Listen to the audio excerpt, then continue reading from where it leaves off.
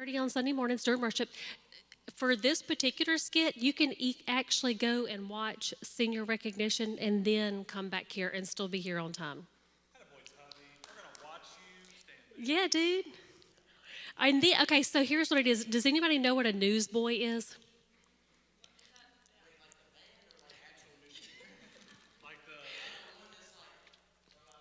Yep, throw out the papers. Except for like standing on the street corner in the 1930s, news cap, extra, extra, read all about it. Yes, like from the Titanic. Okay, yeah. So I need two people who are going to like wear a news cap and holler out headlines and interact with the storyteller. Do I have two people who are willing to do that? Two brave people. Lucy? Yes? Is Lorelai going to do it with you? Wait, you're not going to be here? This Sunday. Lucy, you're good if she's not here? Who wants to work with Lucy? Yes. Okay, Lucy and Olivia. Okay, I am going to have scripts ready for you guys to send home before y'all leave tonight, okay? Yay. Did I say sit in the corner and just sit there? Oh, okay. Yep. No, y'all gonna be moving around. Y'all gonna be popping up, all in the places. Thank you. Big hand for Stacy. All right, we're gonna roll through announcements first because we're doing something special for worship. Worship band couldn't be here today, so we're doing something extra special. I'm really excited about it. Tubby, you're gonna love it. What's our first announcement? Oh, Matt, why isn't it up there so I can see it? Family dinner, May 11th. May 11th is in how many days? 2 weeks. Thank you, Elijah. Mexican is the theme. If you filled out our survey, we have had a heated battle between what is the best food, tacos or burritos. Tacos is only winning by, I think, 1 vote. So your burritos all day? Maze, I can't hear you. What'd you say? Well, tell me what type of burritos we're talking about. What'd you say? I can't hear you. But Maze is saying different types of burritos. So I'm asking, like, what are the different types of burritos? Oh, so you're talking about, like, ingredients. I thought you were talking about, like, Moe's versus Chipotle versus, like, your Aunt Sally. I like Chipotle. It's good. Anyway, May 11th, that's a Wednesday. Everyone's invited. Your family, your friends, your neighbors, the people you see at Walmart, everyone's invited. ESL, someone tell me what ESL stands for. English as a second language. We have a ministry that does that. They will be hanging out with us that day, so we'll have a whole new crew with us. It's going to be great. Next. Crawfish boil, May 15th. That is 3 Sundays from now. So we have May 1st, then we have May 8th. Does everyone know, is everyone aware that May 8th, which is not this Sunday, but the next Sunday, is Mother's Day?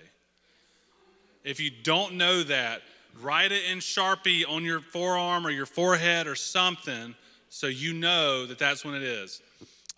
The week after Mother's Day, May 15th, we'll be having a crawfish boil at the Craig house. That's Miss Jenna's house. If you don't know where that is, we'll send you an address on GroupMe. Other than that, there's crawfish. We'll have some food for the Estises because they don't eat crawfish. If you don't eat crawfish, you're also invited. I have another question to ask. I just thought about it. Everybody look at me. Micah, now look at Micah. Micah came in today eating pizza. One, he just brought in pizza, which is a baller move. But he eats his pizza with Chick-fil-A sauce. Yay or nay? Hand raise if we think that's not incredibly weird. Everyone thinks, well, then raise your hand. If you think that's good, raise your hand. That's what we're trying to figure out. If you think that's super weird and or gross, raise your hand. We're on the same page. Perfect. Micah, just so you're aware, that's how we feel. I know you don't care at all. You're just going to keep on eating. Who is like a fan of ranch on pizza? I feel like there's a lot of people who are ranch people. I don't like ranch, so it's understandable. All right, random questions aside. Crawfish boil, May 15th. Next. Beautiful Feet mission trip.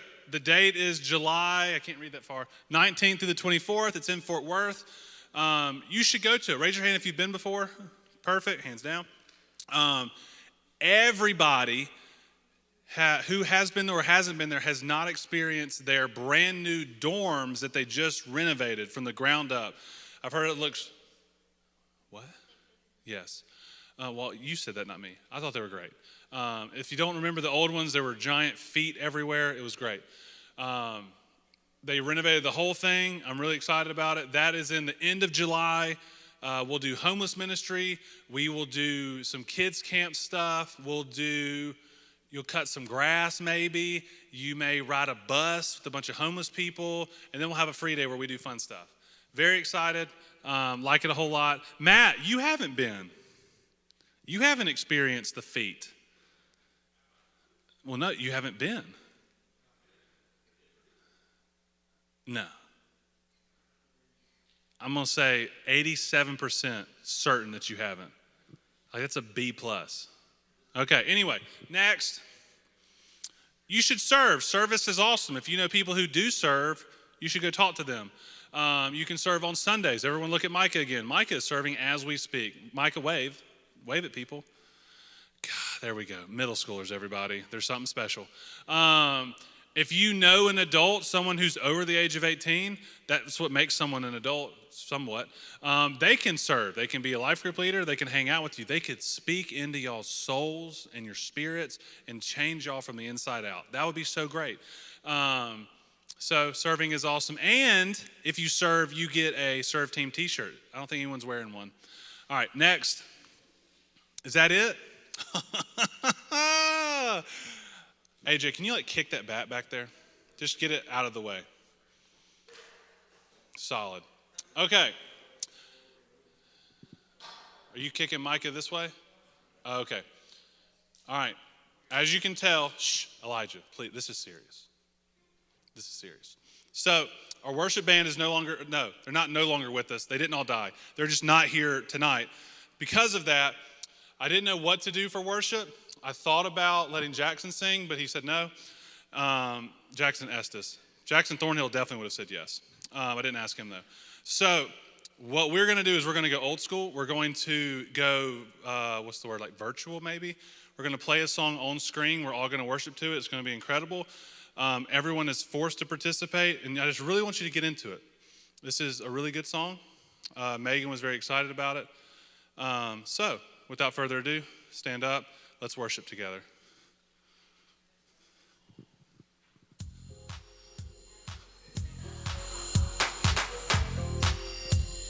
Go. Bible Slide featuring the Freedom Band. And this time we're about to get holy, holy, holy, holy, holy.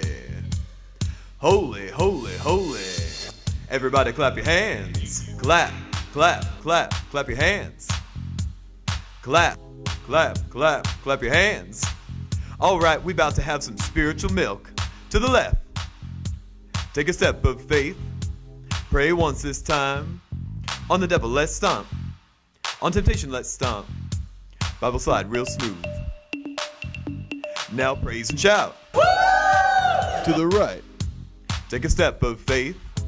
Jump out the boat. Right foot, let's go. Left foot, let's go. Bible slide now, y'all.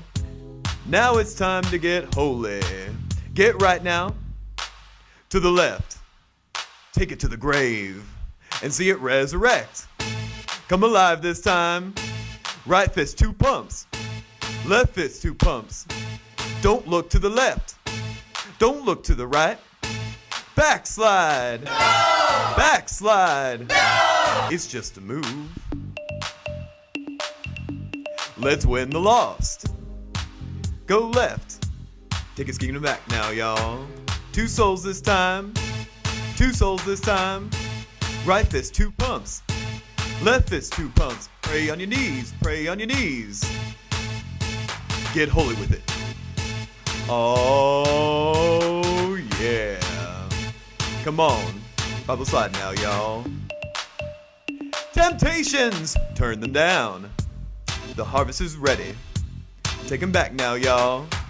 5 souls this time. On principalities, let's stomp. On the bondage, let's stomp. They're not your friends. The devil's not your friend. On the devil, let's stomp. On temptation, let's stomp. Behave! Everybody raise your hands. Come on, y'all. Pray it out. How low can you go? Can you go down low? Drop your knees to the floor. How low can you go? He can bring it to the top. He can raise your face up. He can bring it to the top. 1 hop. Right foot now. Walk it out now, y'all. Bible slide real smooth. Turn the devil down. To the right. Take his kingdom back now, y'all. Don't fall this time. Don't fall this time. Win, win. Don't look to the left. Don't look to the right. Shake off the dust, arise. Shake off the dust, arise. Win, win. Win, win. He's your friend. He's coming back again. Don't be fooled now, y'all. He's coming back again. To the left. Take his kingdom back now, y'all. The lost, the lost. The cross, the cross. He's alive, let's jump. He's alive, let's jump. Right fist, let's pump.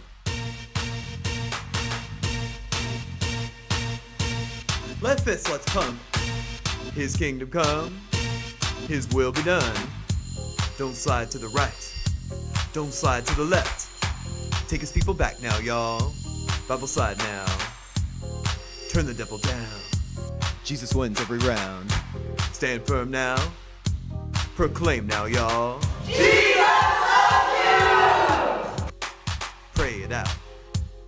Bring him out. Praise and shout.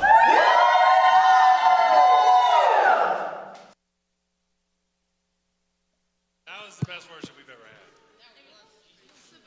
had. All right. I hope that was as good for y'all as it was for me. That was hilarious. 2 to 5 of y'all, will y'all get that table and set it up on stage? That would be great. Matt, our AV guy, sent that to me on TikTok the other day. It was hysterical. And I thought it was only like a 1-minute song. And then I found out, no, there's 4 minutes.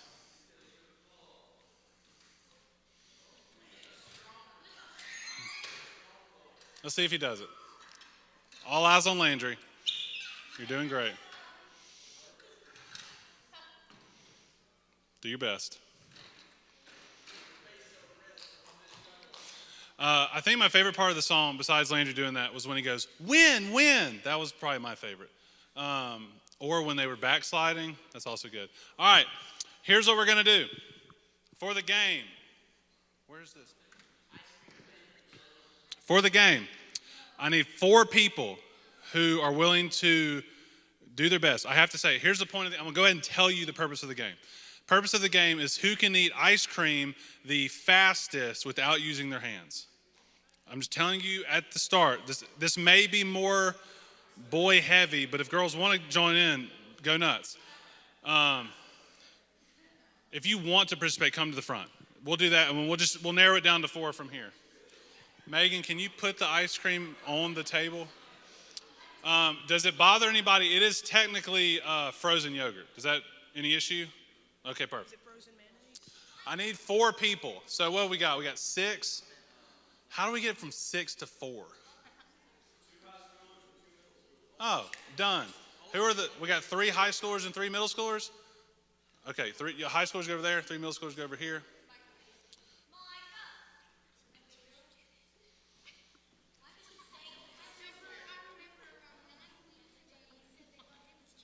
Nine weeks ago. I don't believe that at all. All right.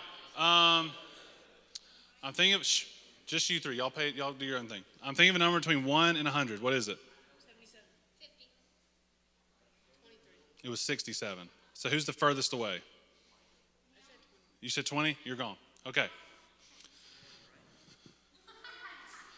We could do that. Depends if you lose. All right. I'm thinking of a number between 1 and 1,000.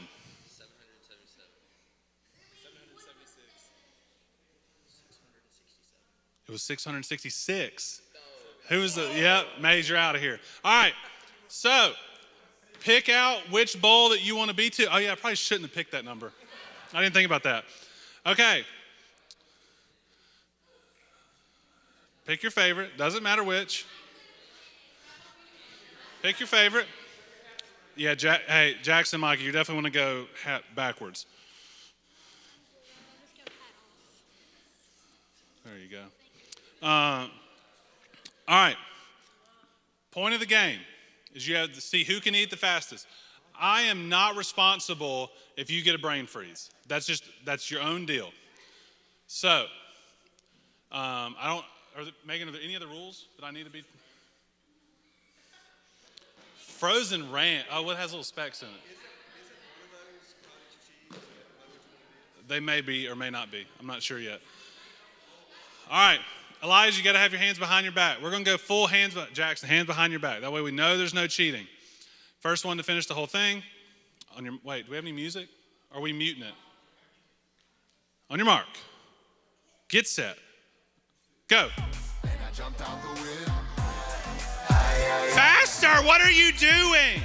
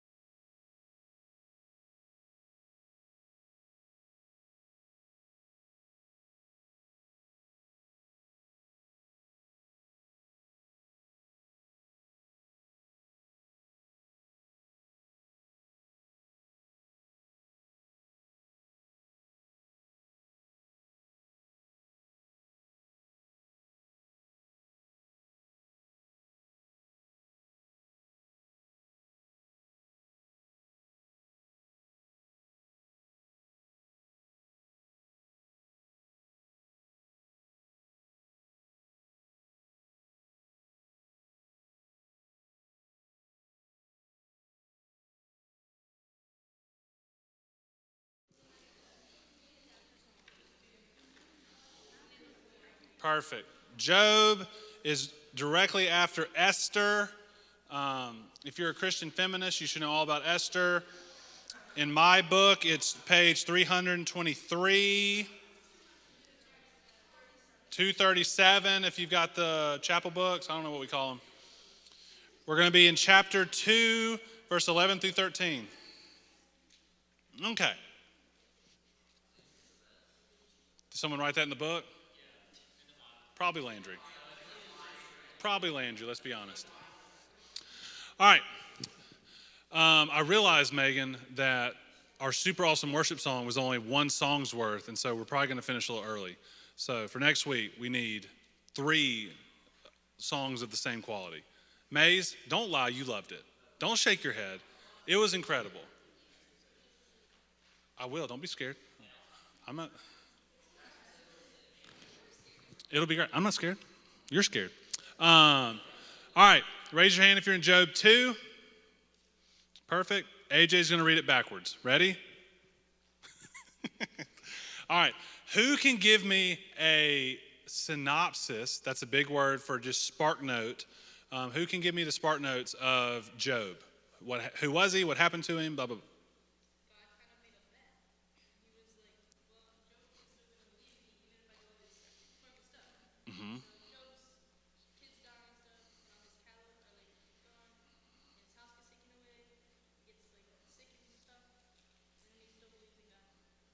Spoiler alert, geez. Perfect. Anything that we need to add to the story of Job? Sadie? No, she did a great job. What about Job's friends? Do we remember anything about Job's friends? Don't ruin it.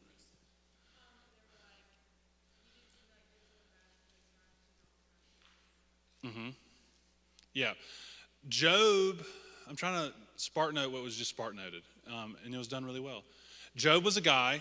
God decided to cause some bad things to happen to him to show Satan that he would still believe. And he goes through all these trials. Job is like a super long book. It's like it goes into a lot of detail. And specifically, what I want to talk about are Job's friends. There were 3 friends. They show up fairly early, actually in Job 2, verse 11. And they get a really bad rap because they kind of mess up at the end. They start telling Job, like, can't believe you're still believing in this God. How could you still do this? Like, you know, blah, blah, blah, blah, blah. And Job ends up rebuking them towards the end of the book. It gets kind of wild. However, at the beginning of the book, Job's friends actually do something really cool, and we're going to talk about it because we are in the middle of talking about a series on community. We finished dating and relationships. Now everybody can date in a healthy way and do all that. But now we're moving into community. What does it look like to have deep, healthy friendships? What does it look like to be able to have fights where you don't just, have all this drama? What does it look like to be a part of a church that has deep community? We're going to talk about all kinds of stuff. Today, we're going to talk about friendships. Specifically, what do you do when your friend is struggling? I put it like trials amongst friends is how I titled it. And so, like, for example, we'll just make up a person's name. Cynthia. Does anyone know a Cynthia? I'm not talking about her, whoever it is. AJ's like, yeah, Cynthia. Hope something bad happens. Is that what you meant? Oh, okay. So you have a friend, her name is Cynthia, and something bad happens. Think in your mind, like, worst thing that could happen to a person. Don't say it out loud. This is what happens. You just get a text. Your other friend who knows Cynthia is like, hey, I just heard Cynthia, blah, blah, blah, blah, blah. It's really bad. Like, bad things happen. Shh. What do you do? This is a rhetorical answer or a rhetorical question. Do not answer. A lot of times when we hear like, oh, dang, Cynthia's going through something rough or something bad happened, a lot of times we don't know what to do. Has anyone ever been put in a situation where like you're supposed to like comfort your friend, or you just heard your friends like there was a death in the family or a bad news happened, and you were like, I'm supposed to like be their friend, but I don't really know what to do. I don't know what to say. I don't want to make it worse or awkward. Has anyone ever felt that? Okay, perfect. So most of the time, we freeze, where we don't know what to do, we don't know what to say. Like, do I go over there? Do I just text them? Do I call them? What do I do? And most of the time, what we end up doing is none of that. We freeze up. We like, I'll talk to them at school. And then when they don't come to school the next day, you're like, oh, I'll talk to them next week. And then you see them, and you're like, maybe I just act like it never happened. And then you're like, hey, Cynthia. I forgot we were talking about Cynthia. Hey, hope things are good. And then it's just super awkward. And you don't know what to say. And a lot of times, we want to be there for our people. We care about our friends. We care about people, and we want to comfort them. We want to make them feel better. If we're a Christian, we want them to know that God still loves them, even though this craziness is happening to them. And so a good example of actually how to do this right is Job's friends. Now, when you read it towards the end of Job, they kind of get a little crazy. Things start getting so wild and so many bad things start happening that their faith runs out. But I don't think that, I think we can go into that and it ruins it. But instead, if we just look at the beginning, we see that they did some things that were really cool and that were really healthy and that I would want my friends to do. So let's start in Job 2, verse 11. We're just reading 11 through 13. It's going to be easy peasy. Job chapter 2. Emmy, what page is it on? 237, thank you. Verse 11. Now, when Job's 3 friends heard all of this evil that had come upon him, they came each from his own place. Eliphaz from Temanite, Bildad the Shuhite, and Zophar the Naamathite. Y'all are impressed, because I just crushed that, 100%. They made an appointment together to come to show him sympathy and comfort him. And when they saw him from a distance, they did not recognize him. And they raised their voices and wept, and they tore their robes and sprinkled dust on their heads towards heaven. And they sat with him on the ground 7 days and 7 nights, and no one spoke a word to him, for they saw that his suffering was very great. So, we're going to look at 3 things that Job's friends did. If you're the kind of person where this has happened to you, where you've heard a friend is going through something, like, I'm going to tell you the 3 things that you need to do to comfort them, to be with them, to have deep friendship that can withstand all the bad things that you thought of when I said the worst thing that could happen to you, like death, divorce, drama. They all started with D. I didn't mean to do that. Any of those things. So if you're writing notes, write notes. If you have a photographic memory, do we have the notes on the screen? Yes, perfect. So 3 things that Job did, or that Job's friends did, and then we'll talk about them. We'll do all 3. 1, Job's friends were with him. 2, Job's friends had empathy. We'll explain what empathy is in a minute. 3, Job's friends stayed with him. And then later we'll talk about what that means for us. So when you look at this, let's go back to verse 11. So Job's friends, they hear that their friend is going through this stuff. They're like, man, his health, this guy's super sick. He's been healthy his whole life. For some reason, like, he's super sick. All of his family's died. His cattle, which, I don't know if you know anyone who has cattle. Think of cattle like your savings account. Like, when you lose your cattle, you have no money because all your money went into the cattle. So, like, he's dead broke. He has no way to sustain his livelihood. His health is messed up. He's in a bad way. Here's what happens. It says in verse 11, now when his friends heard all of this evil that had come upon him, they, what? It says they came each from his own place. So immediately they showed up. They dropped what they were doing. I'm sure they had busy lives and families. They ran to Job to be with him. We'll tell the story now. So for those who don't know, not to make it super dark, my brother, younger brother, passed away in 2018. But he was sick his whole life. So he had leukemia when he was 3. It took about 3 or 4 years to him to get over that. Y'all know what leukemia is? Cancer of the blood. Then he was fairly healthy his whole like teenager thing. He graduated, got to his sophomore year in college, and then we had like a relapse. He had some brain tumors, and really crazy things happened. If you're an OG student, you've heard some of this. God actually healed his brain tumor. Like one day it was there, next day it wasn't there. It was super crazy. We have brain scans that show all this. But then about a year later, he had another tumor pop up at the base of his brainstem. And if you know anything about brain stems, you don't want to touch them because they're super important. And then he ended up passing away in 2018. However, this thing happened when Nolan's my brother. He didn't have a ton of friends, but he had some friends that were super close. But one thing that we noticed as the family was right when he got sick again, when he was about 19 years old, is not a lot of people came to visit him. A lot of his friends, some were at school, like they were at Starkville or Oxford or whatever. But he was sick for years, and we just never saw a lot of his friends show up. And that was hard for him because he wanted his buddies to be there, and they never showed. And a lot of our church people prayed for him. I was working in a church in Canton. We're from Broadmoor, but we had both churches praying for him, plus a lot of other people. I mean, a lot of people lifted him up, but it was always hard for him because a lot of his friends were never there. And after he passed away, I was at Red Samurai. We just ate Red Samurai, by the way. I ran into one of his friends that he'd known since they played Little League together, like they were itty bitty.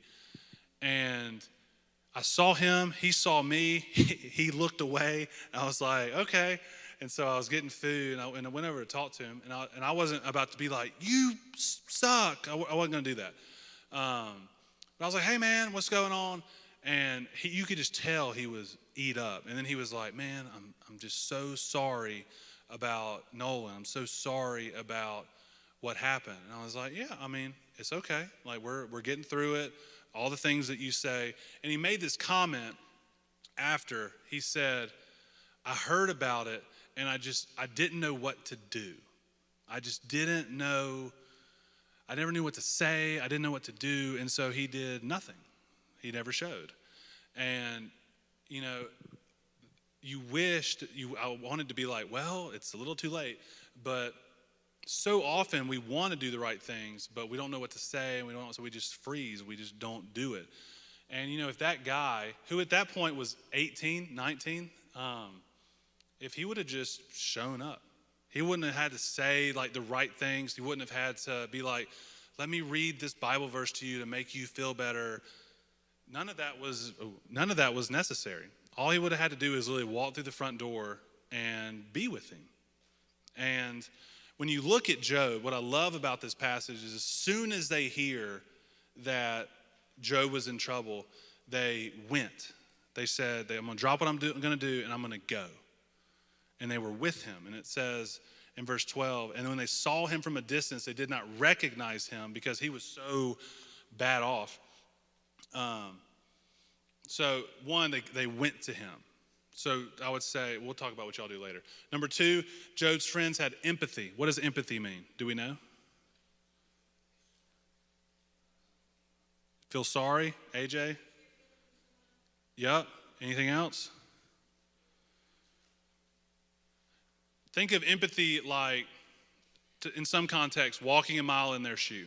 Like I'm looking at Jackson Estes, and I'm trying. If I'm having empathy for Jackson, I'm like, what is Jackson feeling right now?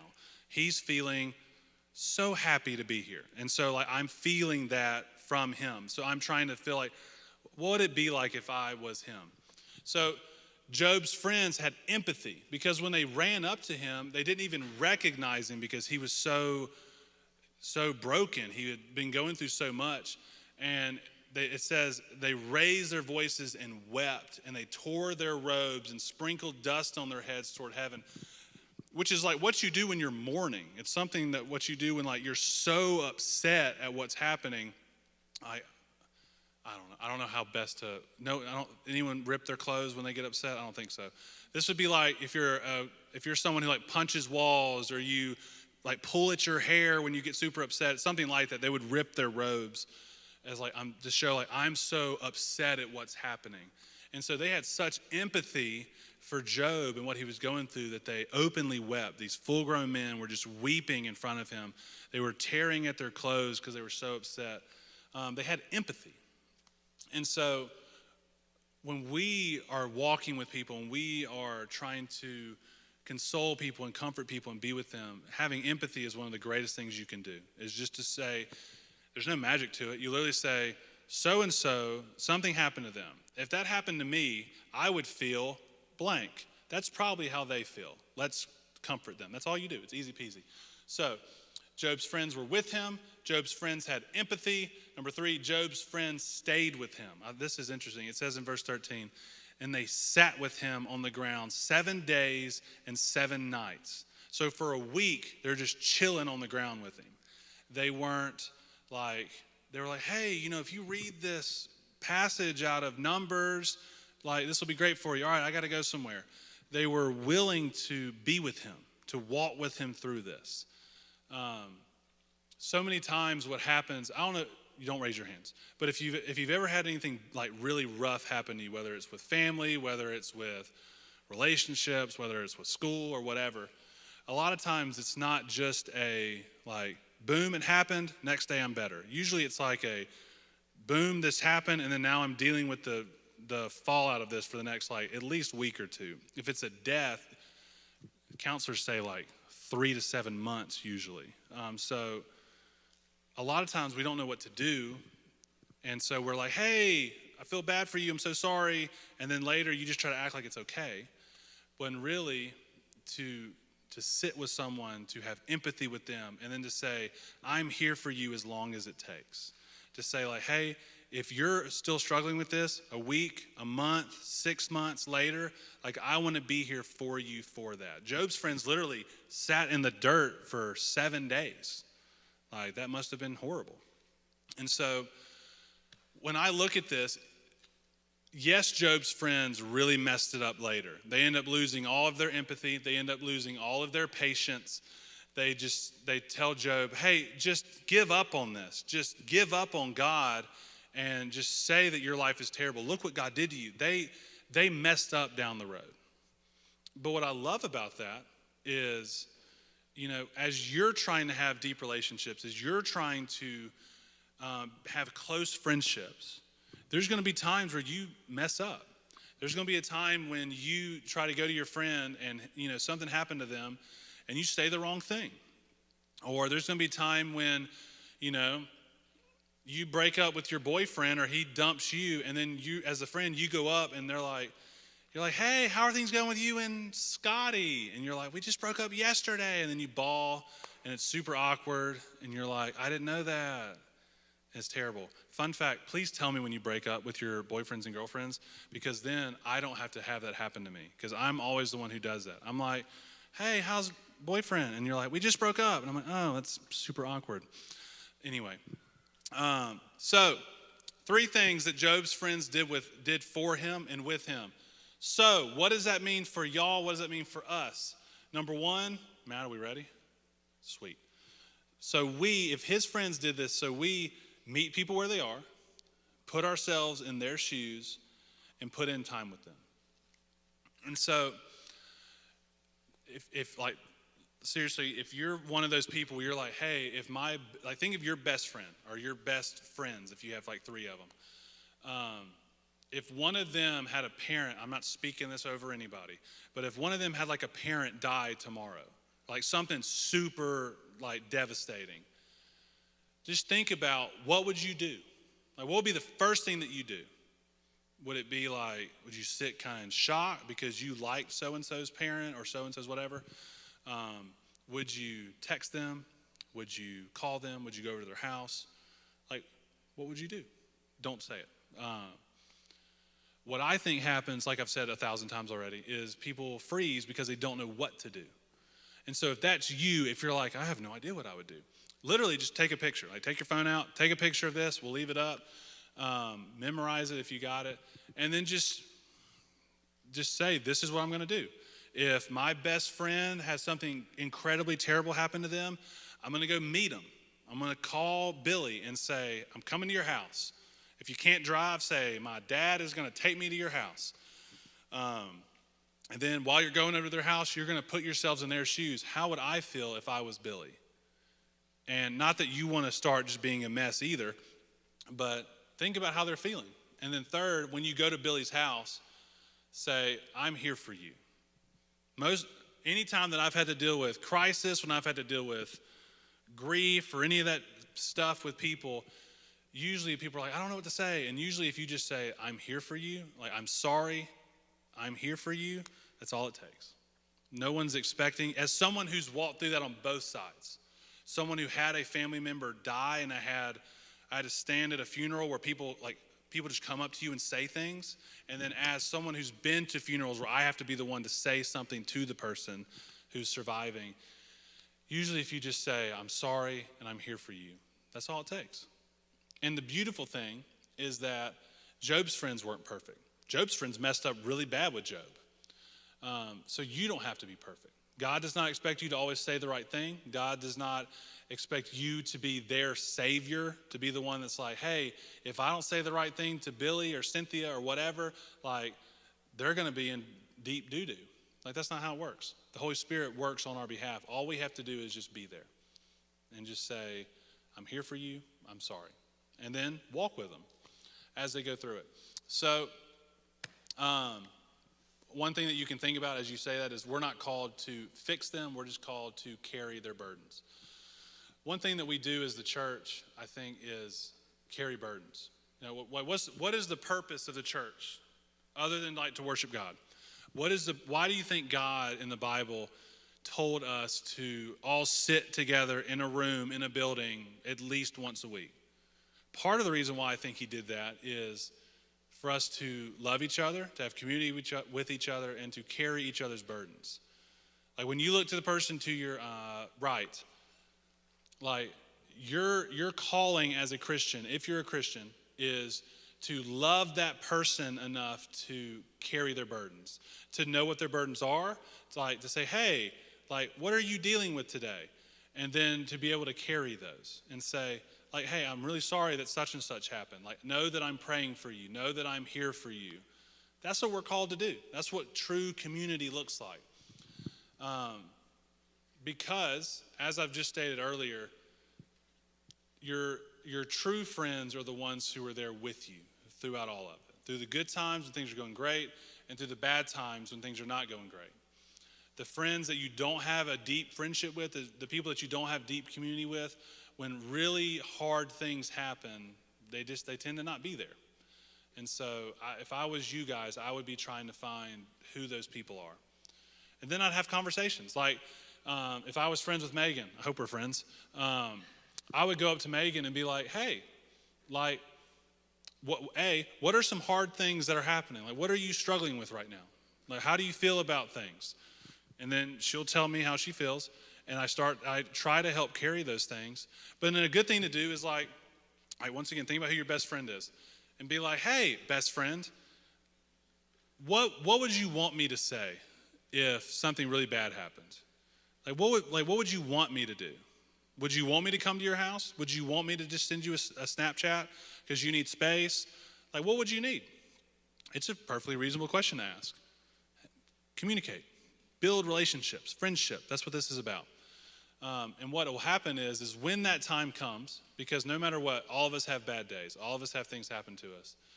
If we've done the work to have deep friendships, and we've done the work to have communication of when you tell your people, like, hey, when bad stuff happens, no, A, I'm going to tell you, I'm going to communicate, and then B, here's what I want you to do. Come see me. Come be with me. Just be there for me, or whatever you end up saying. Then they'll be there. That's what this is. It's communication, it's friendship, it's having community. And then hopefully don't mess it up like Job's friend did. Keep faith as we do this. All right, it's 7:02. So if you're new here, that's super early. We ran out of worship songs early, so we're going to dismiss early. I just said early 4 times in one sentence. Wow. Here's what I want you to do. Look to the person to your left. If you don't have anyone to your left, look across the aisle. If you do not know their name, ask them their name very quickly. Tanya, pray with Olivia. Just if you're on the far left, look to the right. Lorelai, don't be weird. I'm just messing with you. All right, eyes on me. Shh, eyes on me. Perfect. If you know your friend's name or the person to your left's name, just kind of like tug on your earlobe. Perfect. Does anyone have attached earlobes?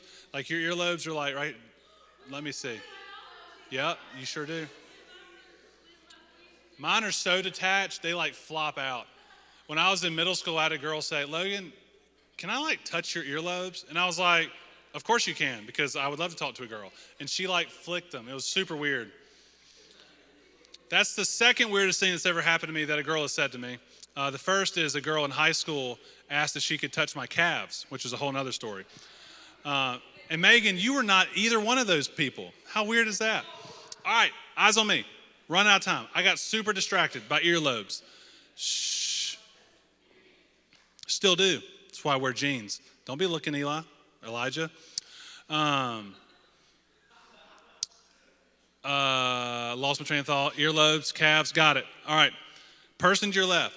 We are going to take like 10 seconds.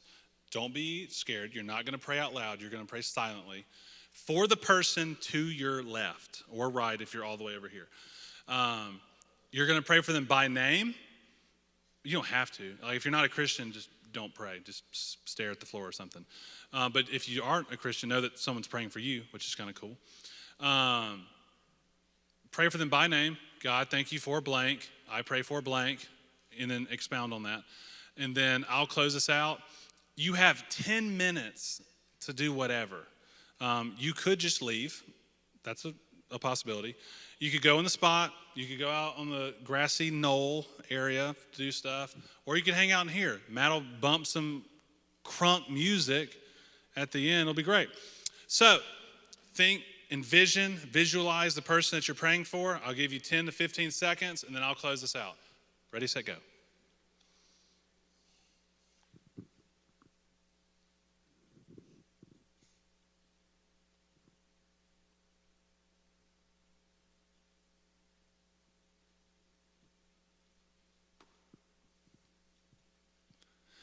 God, we love you. We thank you for today. Thank you for who you are. Thank you for grace for when we mess up, for when we don't do things right, when we don't say the right things or do the right things. I pray that you forgive us and just give us grace. Give us opportunities to do better next time. I pray for all the people in this room as they are trying to figure out friendships and relationships and family and all the junk. Just be with us as we figure all that out. Be with us as we try to find those people who we can have deep community with, the people that we can call on when we're suffering, when we're struggling, the people who will come see us when we're going through rough times. I pray that you bless the people in this room, that you show favor on them, that you give them strength and courage, that you give them faithfulness to seek out opportunities to show your love to the world, that they reflect you clearly. We love you. In your name we pray. Amen.